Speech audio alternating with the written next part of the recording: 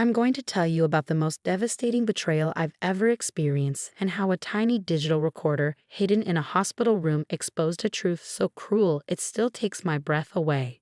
My name is Samantha, and this is the story of how my mother-in-law tried to steal not just my inheritance, but the very memory of my marriage. It started with what should have been the happiest news of my life.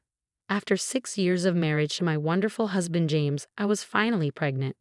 We'd struggled with infertility for so long that we'd almost given up hope.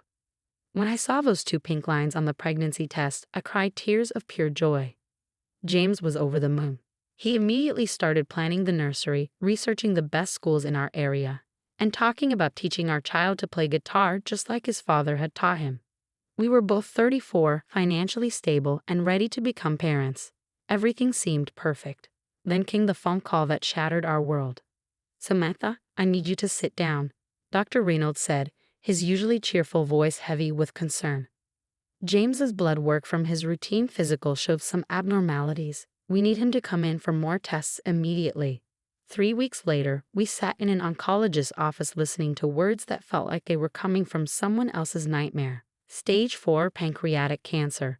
6 months to live, maybe less. The cancer had already spread to his liver and lungs. There were treatment options that might extend his life by a few months, but they would be brutal and ultimately futile. I was 12 weeks pregnant when my husband received his death sentence. James took the news with a grace that broke my heart. "We're going to fight this," he said, holding my hand tightly. "I want to meet our baby. I want to be a father, even if it's just for a little while." We decided to try the aggressive treatment protocol, knowing it would be hell but hoping for a miracle. James underwent chemotherapy that left him weak and nauseated, radiation that burned his skin, and experimental treatments that offered more hope than real results. Through it all, I tried to be strong for both of us. I worked from home so I could drive him to appointments, held his head when the chemo made him sick, and rubbed his feet when the medications made them ache. We spent hours talking about our unborn child, choosing names, and making plans for a future we both knew was slipping away. But there was another presence in our lives during this nightmare. James's mother, Patricia. Patricia had never liked me from the moment James introduced us 7 years earlier. I wasn't the type of woman she'd envisioned for her only son.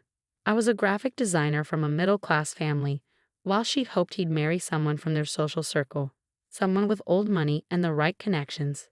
She tolerated our relationship and eventually our marriage, but she never missed an opportunity to make subtle digs about my background or capabilities. When James got sick, Patricia immediately inserted herself into every aspect of his care.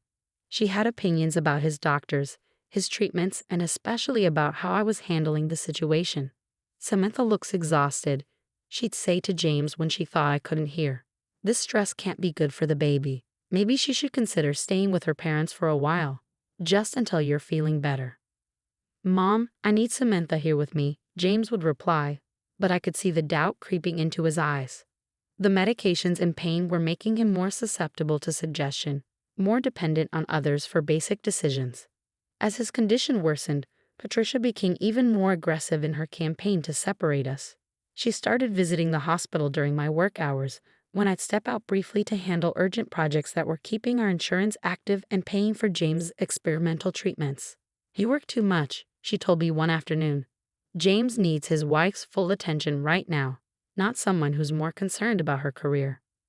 What she didn't know was that I was desperately trying to keep our finances stable. James' illness had already cost us his salary, and the medical bills were mounting despite our insurance. My freelance work was the only thing keeping us afloat, but I couldn't explain this to Patricia without admitting how dire our financial situation had become. The pregnancy was becoming more difficult too. The stress of James's illness, combined with the exhaustion of caring for him, was taking a toll on my body. I was experiencing complications that required bed rest, but I couldn't bear to leave James alone in the hospital. That's when Patricia made her move. "Samantha, dear," she said one day, her voice dripping with false concern. "I've been thinking. Why don't you let me take over James's care for a few weeks? You need to focus on the baby, and I can be here with him full-time. I've already spoken to my employer about taking extended leave." James was having a particularly bad day, weak from his latest round of chemotherapy and struggling to stay awake for more than a few hours at a time. When he heard his mother's offer, he looked at me with eyes full of guilt. "Maybe Mom's right, Sam. You need to take care of yourself and the baby. I don't want anything to happen to you because of me." Against every instinct in my body, I agreed to let Patricia take over his primary care for 2 weeks while I followed doctor's orders for bed rest. It was the biggest mistake of my life. During those 2 weeks, Patricia barely let me speak to James on the phone. When I did manage to reach him, he sounded different, distant, and confused. He started asking strange questions about our finances, about my family, about decisions I'd supposedly made without consulting him. "Sam, Mom says you've been meeting with lawyers about my will," he said during one brief call. "Is that true?" I was shocked. "James, I haven't spoken to any lawyers. I wouldn't make decisions about your will without you. We need to discuss that together." But his response chilled me to the bone. "I don't know what to believe anymore. Mom says a lot of things, and you're not here to defend yourself." When I tried to visit the hospital the next day, Patricia met me at the elevator. "I'm sorry, Samantha, but James isn't up for visitors today. He's having a very difficult time, and the doctors think too much stimulation might be harmful." "I'm not a visitor," I said, my voice rising. "I'm his wife." "And I'm his mother," she replied coldly. "I've been taking care of him since before you existed, and I know what's best for him right now." Security was called when I refused to leave, and I found myself escorted from the hospital where my dying husband was being kept from me by his own mother. That night, I called James' oncologist directly. "Dr. Martinez, this is Samantha. I need to know what's happening with my husband's care. His mother is preventing me from seeing him." There was a long pause. "Mrs. Anderson, I'm confused. According to my records, your husband's medical power of attorney was changed last week. His mother is now listed as his primary decision maker." The world tilted sideways. "That's impossible. I never agreed to that. James would never." "I'm sorry, but the paperwork was filed properly and appears to be in order. If you have concerns, you'll need to address them with the family directly." That night, I barely slept. Something was terribly wrong, but I couldn't figure out how to fix it. James was dying, I was pregnant and on bed rest, and somehow I'd been completely cut out of my own husband's medical care. 3 days later, Patricia called me with the news I'd been dreading. "Samantha, you need to come to the hospital immediately. James is asking for you. I think it's time." I drove to the hospital in a state of panic and grief, my hands shaking on the steering wheel. When I reached James' room, I barely recognized the man in the bed. He'd lost so much weight, and his skin had a grayish pallor that told me everything I needed to know. "Sam," he whispered when he saw me, his voice barely audible. "I'm sorry. I'm so sorry." I took his hand, fighting back tears. "Sorry for what, baby? You have nothing to be sorry for." "The will," he said, his eyes struggling to focus. "I changed the will. Mom said, she said you didn't want the burden. She said you wanted to start fresh after I'm gone." My heart stopped. "James, what are you talking about? What did you change?" But he was fading again, the pain medication pulling him back into unconsciousness. I looked at Patricia, who was standing in the corner with an expression I couldn't read. "What did you do?" I demanded. "I protected my son's interests," she said quietly. "He was making decisions based on emotion rather than logic. I helped him see clearly." James died 6 hours later, with me holding one hand and Patricia holding the other. My last words to him were "I love you," but I'll never know if he heard them. The funeral was a blur of condolences and casseroles, but the real shock came a week later when Patricia asked me to meet her at her lawyer's office for the reading of James's will. The document was devastating. According to the new will, James had left me a small life insurance policy, enough to cover immediate expenses, but everything else went to Patricia. The house we'd bought together, his savings, his retirement accounts, even his personal belongings were now hers. "James was concerned about your ability to manage such a large inheritance while dealing with a new baby," the lawyer explained, reading from a letter James had supposedly written. He felt his mother would be better equipped to make long-term financial decisions and could provide better stability for his child. I sat there in stunned silence as Patricia dabbed at her eyes with a tissue, playing the role of grieving mother who was reluctantly accepting this burden for the good of her grandchild. But something in the lawyer's tone made me look up. He seemed uncomfortable, avoiding eye contact as he read through the documents. After the meeting, I approached him privately. "Mr. Williams, was there something unusual about this will revision?" He hesitated, then said carefully, "Mrs. Anderson, I've been practicing law for 30 years, and I've learned to trust my instincts. If you have any concerns about these documents, you might want to seek a second opinion." That was all the encouragement I needed. I hired my own attorney, Sarah Chen, who immediately began investigating the circumstances of the will change. What she found was deeply troubling. Samantha, the will was revised during a period when James was on heavy pain medication that can cause confusion and disorientation. More importantly, the witnesses to the signing were both employees of your mother-in-law's law firm. That's not illegal, but it's highly irregular for a personal will.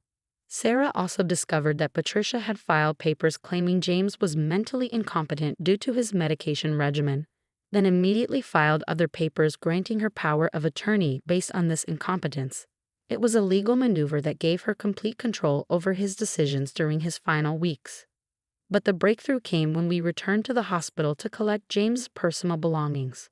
Among his things was a small digital recorder that I'd given him months earlier so he could record voice memos when he had ideas for songs. James was a musician, and even during his illness, he'd sometimes get inspired to write lyrics or melodies. I almost threw the recorder away, assuming it was empty, but something made me plug it in and listen. What I heard made my blood turn to ice. The recorder had been voice-activated, so it had captured conversations in James's hospital room during his final weeks. Hours of audio that documented exactly what Patricia had done to manipulate my dying husband. "James, sweetheart, you need to think about what's best for everyone," Patricia's voice said in one recording. "Samantha is young. She'll remarry. She doesn't need the burden of managing your estate while raising a baby alone. But Mom, Sam, and I planned this together. The house is in both our names. She loves that house. She loves the idea of the house, but houses are expensive. Insurance, taxes, maintenance, it's too much for someone in her situation. I can sell it and invest the money for the baby's future." In another recording, Patricia was even more manipulative. "I spoke to Samantha yesterday, and she mentioned that she might want to move closer to her parents after you're gone. She said the house holds too many painful memories." She said that. James sounded confused and hurt. "She's trying to be strong for you, but I can see how much she's struggling. The best gift you can give her is the freedom to start over without the burden of your estate." But the most damning recording was from 2 days before James died. "James, the lawyer, is here with the new will. You just need to sign it, and then everything will be taken care of." "I'm so tired, Mom. Can we do this tomorrow?" "Sweetheart, tomorrow might be too late. You're getting weaker, and if something happens, Samantha and the baby won't be protected. This will ensure they'll be taken care of properly." I could hear James's labored breathing, the sound of papers rustling, and then his weak voice. "Where do I sign?" "Right here, sweetheart. You're doing the right thing." The recordings also captured Patricia coaching James on what to say if I visited or called, feeding him lies about conversations I'd never had and decisions I'd never made. When Sarah heard the recordings, she was furious. This is elder abuse, even though James wasn't elderly. She exploited his weakened mental state to manipulate him into changing his will. We have grounds to contest this completely. But I wanted more than just a legal victory. I wanted Patricia to face the truth of what she'd done. I called her and asked to meet privately at James's grave. She agreed, probably thinking I wanted to discuss visitation rights for the baby or some other practical matter. We sat on a bench near James's headstone, and I pulled out the digital recorder. "Patricia, I found something of James that I think you should hear." I pressed play on one of the most damning conversations, where she was telling him that I'd already started dating someone new and was planning to move away after he died. Her face went white as she heard her own voice manipulating her dying son. "Where did you get that?" she whispered. It was in James's personal belongings. The voice-activated recorder captured everything that happened in his room during his final weeks. I stopped the playback and looked at her directly. "Every lie you told him, every manipulation, every moment you exploited his love for me and his baby to turn him against us." Patricia started to cry, not the dignified tears she'd shown at the lawyer's office, but ugly, desperate sobs. "You don't understand," she gasped. "I was protecting him. "You're young, you'll find someone else." But I only had one son, and I needed something to remember him by. "So you decided to steal his wife's inheritance?" He convinced a dying man that the woman he loved was already betraying him. "I never meant for it to go that far. I couldn't bear the thought of you having everything when I was losing everything."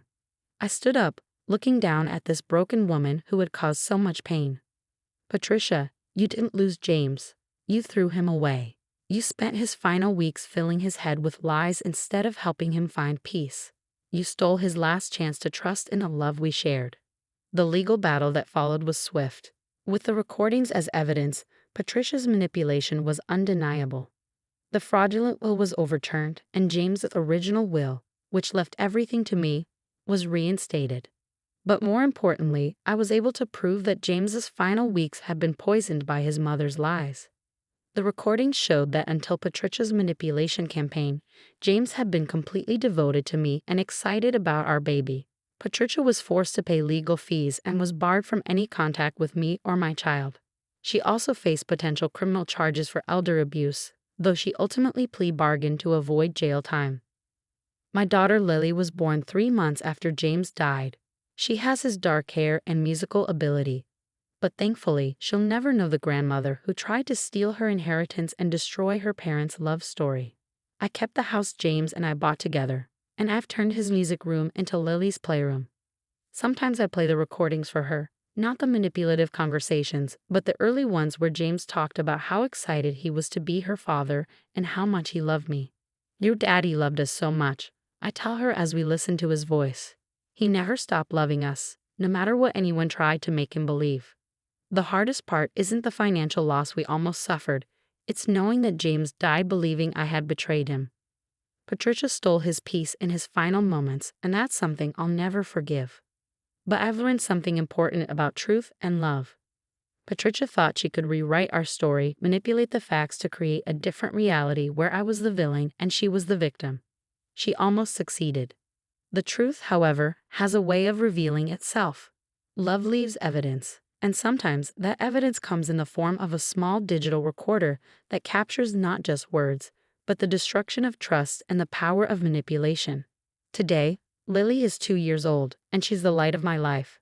I tell her stories about her father every day, sharing the man he really was. Not the confused, medicated patient Patricia manipulated, but the loving husband who was so excited to be a father. Patricia sends birthday cards that I throw away unopened. She's lost the right to be part of our story, just as she tried to write me out of James. But love endures, even beyond death, even beyond manipulation. And someday, when Lily is old enough to understand, I'll play her the recordings of her father talking about how much he loved her before she was even born. That's the inheritance Patricia could never steal, the love that survives every lie, every manipulation, every attempt to rewrite the truth. James loved us. The recordings prove it. And that's all that really matters.